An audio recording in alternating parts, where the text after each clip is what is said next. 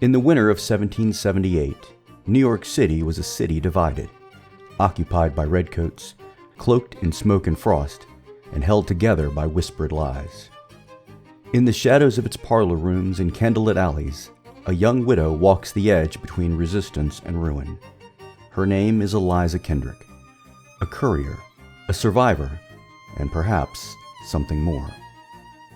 When a coded invitation arrives from a man she should not trust, her next mission becomes more than a game of secrets. It becomes a matter of heart and survival. This is part one of A Blade Between Us, a romantic espionage thriller set in the Revolutionary War. And now, let us begin.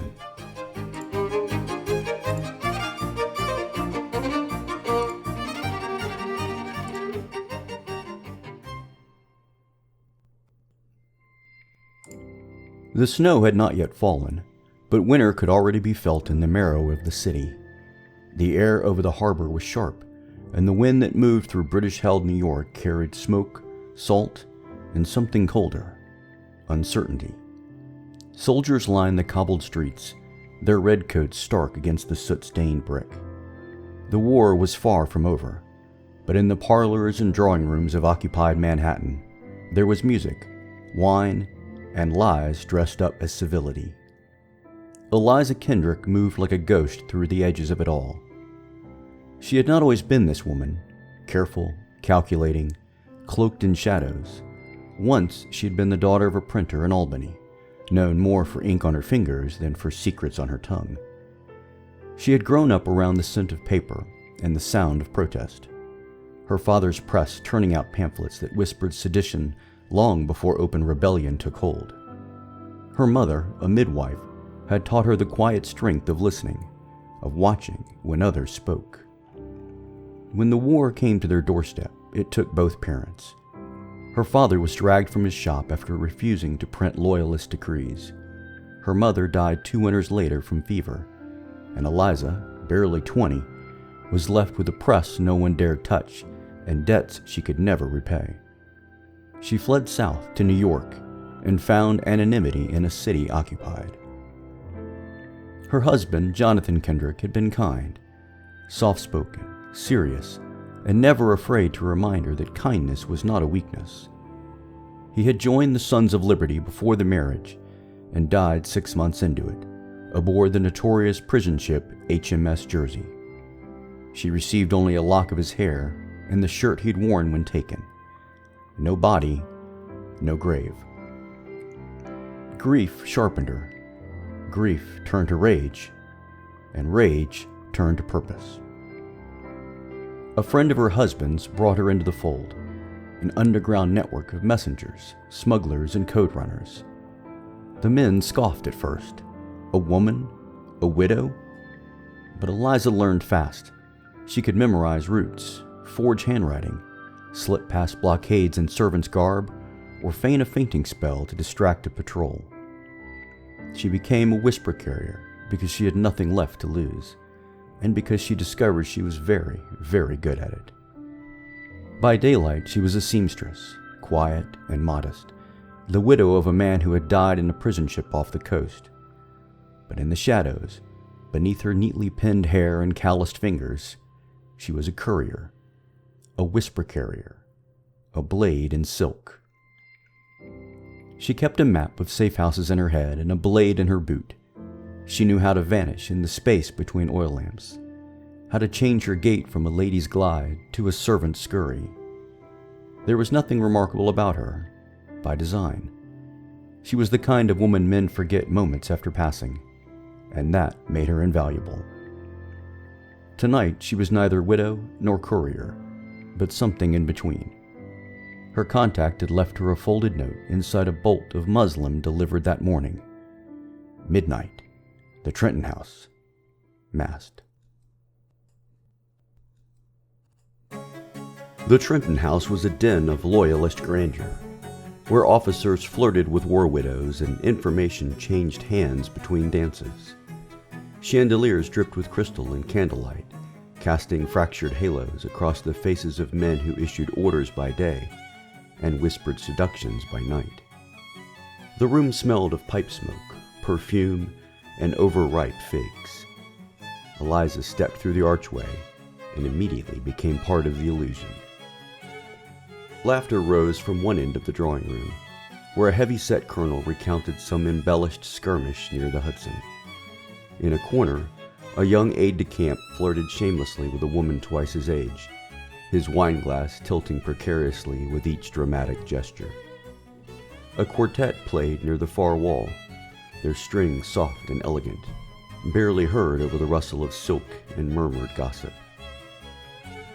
She moved deliberately, her gaze tracking every movement, every cluster of officers and civilians.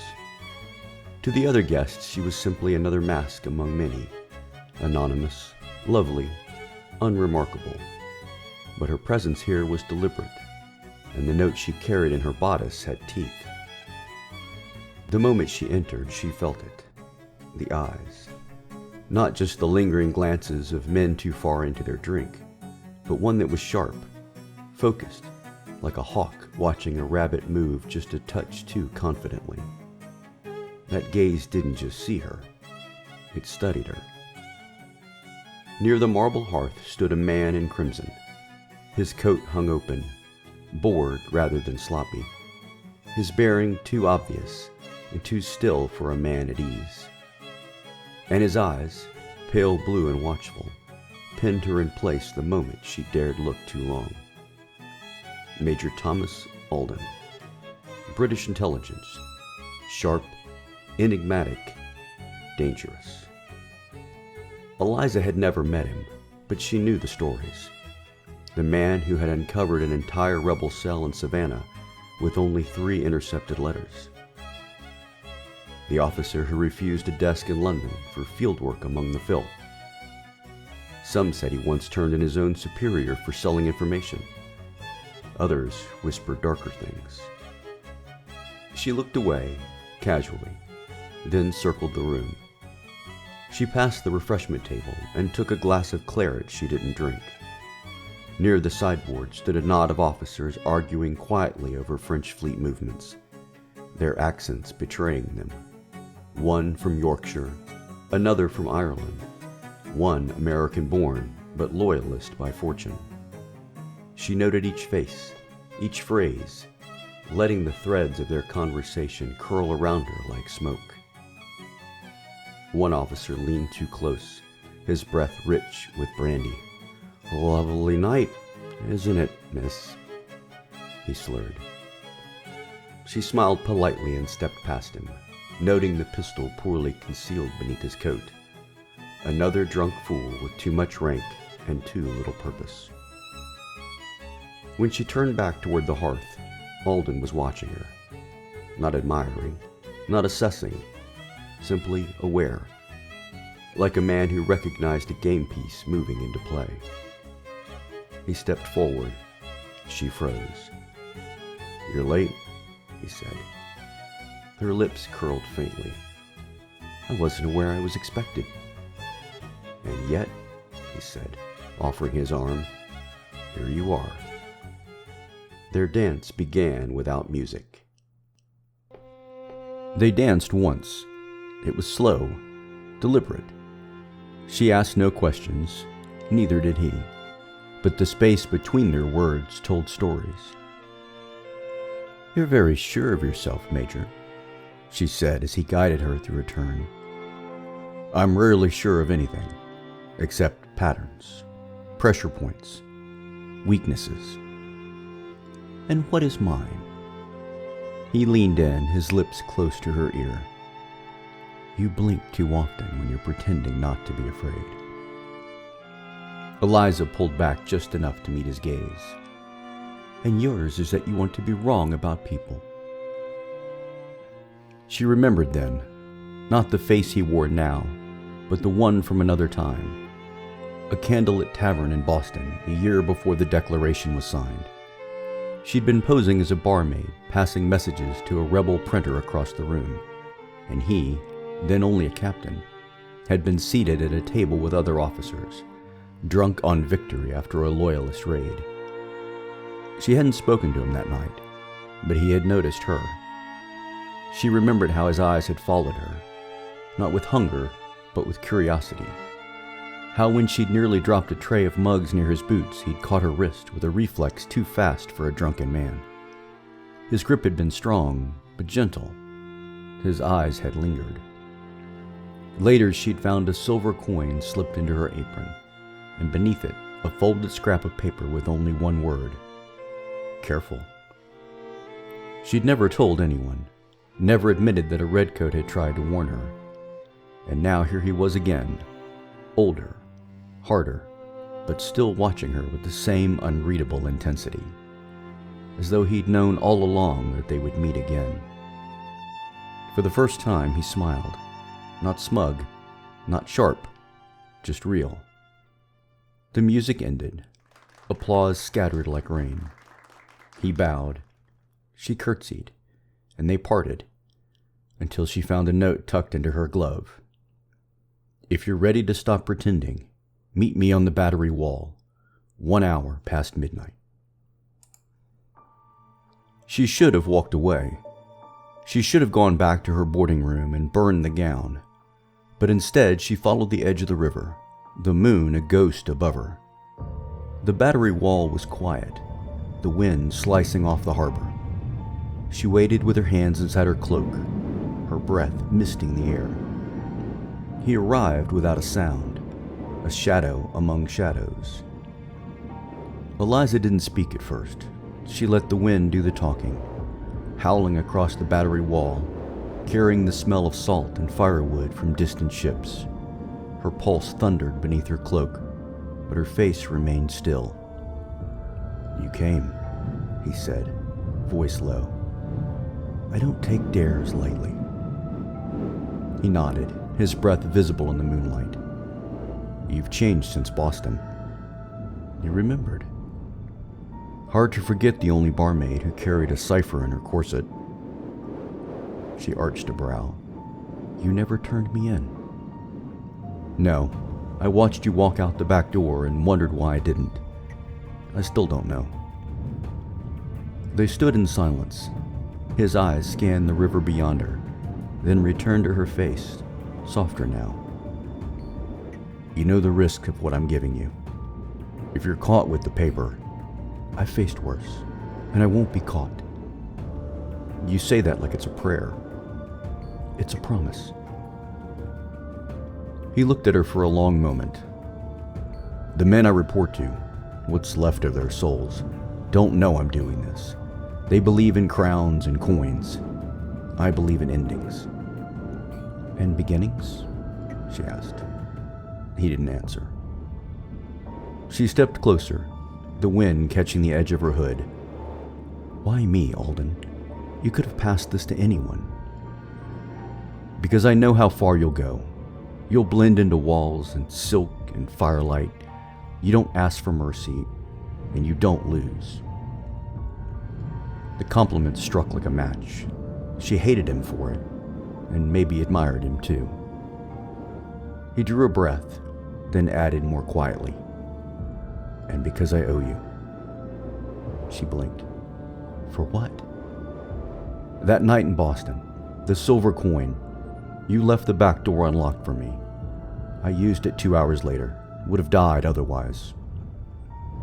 Eliza froze. I didn't know, she said. Doesn't change the truth of it. She looked down at the paper in her hand. The ink shimmered faintly, still fresh. When she met his eyes again, something there had shifted.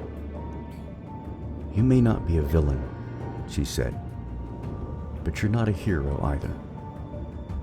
No, he agreed, but I might be something in between. And for now, that was enough. But as he disappeared into the dark, Eliza felt something else stir. Curiosity, and perhaps a reckoning. She wanted to know more. Needed to. Who was this man, truly? Not the crisp uniform or the calculated charm. Not the half-whispered rumors in taverns that said he'd once broken an officer's jaw in a duel over a coded letter. Or that he turned down a posting in London for reasons no one dared ask. Thomas Alden was born the second son of a minor baronet in Devonshire. Educated at Eton, commissioned into the army at 19. But it was in the colonies that he had carved out a reputation, not for valor in battle, but for surviving what others didn't. He was sent to Boston as part of the Crown's growing military intelligence effort, and quickly proved himself too clever, too observant, and too dangerous to be relegated to formalities. He understood subterfuge. He understood people. But what made him useful also made him a threat, to enemies, to allies, even to his own commanders. It was said that he once burned a Patriot safe house to the ground to flush out a courier, only to shield the same courier's child from the flames. That he'd shot a fellow officer in a duel not over honor, but because the man had betrayed a girl Alden had sworn to protect. No one knew the full truth. He didn't offer it. What Eliza had seen in Boston, a rare softness beneath his precision, was no accident. It was the mask beneath the mask. And now in New York, he had chosen to risk everything by giving her the cipher route. It wasn't loyalty to crown or king that drove him. It was something older. A desire for justice, maybe, or redemption. And Eliza, who had learned to trust no one, found herself wondering what it might cost her to trust him. "You know who I am," she said. "I know what you carry. Then you know I'm no friend to your king." "Good, because I'm no friend of mine." He handed her a slip of paper, a coded route, names, times, movements. The paper smelled faintly of tobacco and iron gall ink. "Why?" she asked. "Because this war needs ending, and I need someone who knows how to disappear in plain sight." She looked at the paper, then back at him. "What do you want in return?" He stepped closer, not touching, just enough to make the air between them bend. "A chance to prove I'm not the villain in your story." And then, without a word, he vanished into the dark. Back in her boarding room above the apothecary, Eliza lit a single candle. She unfolded the paper again, her pulse thudding. The handwriting was unmistakably Alden's, sharp, angled, and precise, like a blade drawn in ink. She spread it across the worn wood of her desk and studied the layout. It wasn't just information, it was architecture. A web of routes disguised in market times and chapel bells. An encoded sequence of letters and numbers hinted at names she dared not speak aloud. She pulled her copybook from beneath the loose floorboard and began cross-referencing symbols with her cipher wheel. Each line of the note required care. Some of the phrasing mirrored rebel codes she had seen before, but others bore the mark of something darker. British phrasing repurposed for deception. For over an hour she worked in silence, her fingers smudged with graphite and ink, her eyes bleary from candlelight. But with each line she cracked, the picture became clearer. Alden had handed her the blueprint for a supply chain stretching from Connecticut to the edge of Pennsylvania, hidden within Loyalist holdings. It wasn't a trick. It was a risk. He had burned his side's movements into this map and placed it in her hands. Eliza sat back, breath shallow, the magnitude settling over her. If this got into the wrong hands, not only Alden would hang, so would half the operatives in the Mid-Atlantic corridor, and now, so might she. It was legitimate and dangerous. She spread it on the small desk, deciphering the coordinates, the dates, the list of safe houses disguised as inn names. It wasn't just useful intel, it was a skeleton key to a network. A knock came at her door, 3 soft taps, the signal. She opened it to find a boy with dirt on his cheeks and a bloodied sleeve. "Miss Kendrick," he whispered. "They're watching the harbor road. One of them saw you leave the battery. They're looking for a woman in navy silk." Her heart clenched. She snuffed the candle, grabbed her cloak. The dress had to go. In the cramped space behind her wardrobe, she pulled the silk gown over her head and replaced it with a coarse wool skirt and servant shawl. She shoved the gown into the hearth, striking flint and steel until flame caught. She waited just long enough to see the silk blacken. Then she ran.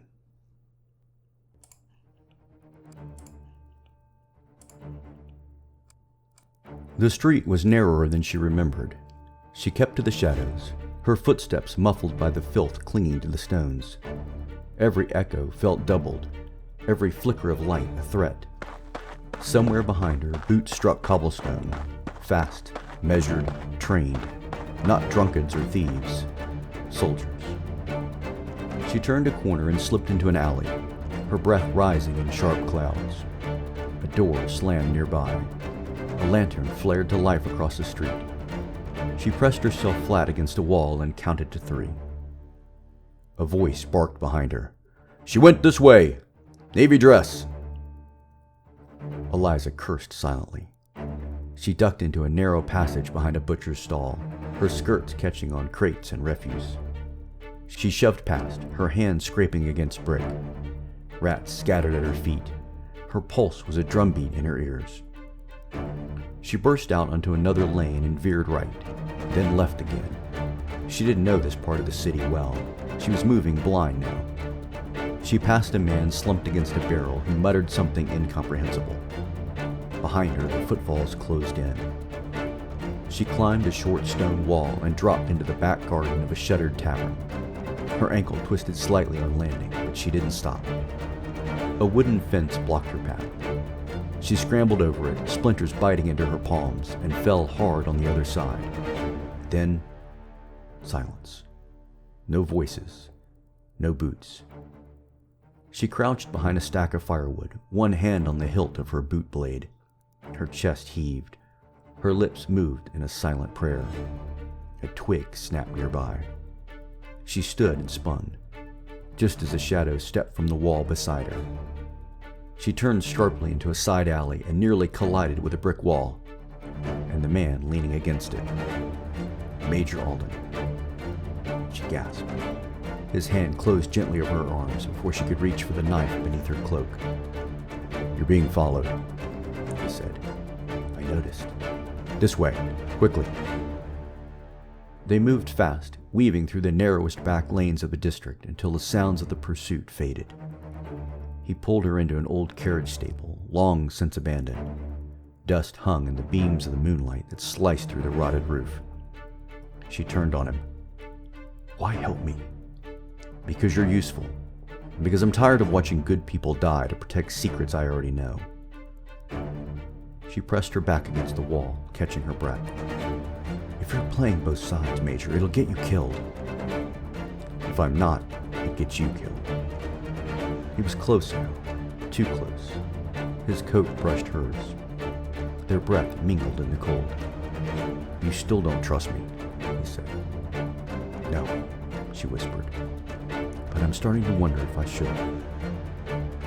They didn't kiss, not yet, but it was in the air between them, unspoken and undeniable. Footsteps echoed outside. "We need to move," she said. "Agreed." They slipped out the rear and vanished into the maze of the city, two shadows bound by more than secrecy. Tonight, everything had changed. But even as they fled into the dark, the sound of boots returned. Not many, just one, purposeful. Eliza froze, her body pressed tight to the alley wall. Alden signaled silence, drawing his knife without a word. Then, a voice, low, distinct. "Kendrick!" Her blood turned to ice. It was a name only a few of them knew, not the one the redcoats whispered about. This was different, older. A figure stepped into the edge of the moonlight, young, American, ragged uniform half-buttoned, eyes wild. "They know," he rasped. "There's a list. Someone gave it up. Names, codes, yours, tonight." Eliza's heart dropped. Who? But the boy, no, the man, just shook his head. Didn't see. Just heard. One of ours. Alden stepped forward. If he followed you. Too late. The gunshot cracked like thunder. The boy stumbled back, blood blooming across his chest. Eliza caught him, lowering him gently to the ground. He tried to speak. Failed. Alden crouched, scanning the rooftops. Sniper. We need to... Another shot. This one closer. Eliza reached for the parchment in her boot. Alden took her wrist. Run! Not without you. Eliza! But she had already turned, cloak flying, the paper burning against her skin. Behind her, Alden's footsteps followed. Not far off now. Voices. Dogs. And somewhere above, the war tightened its grip around them both.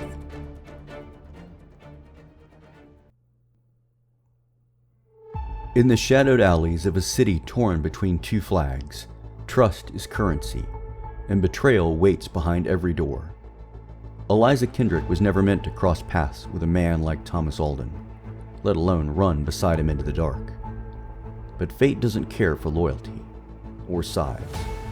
It cares only for the fire we carry, and how far we're willing to burn for something more than survival.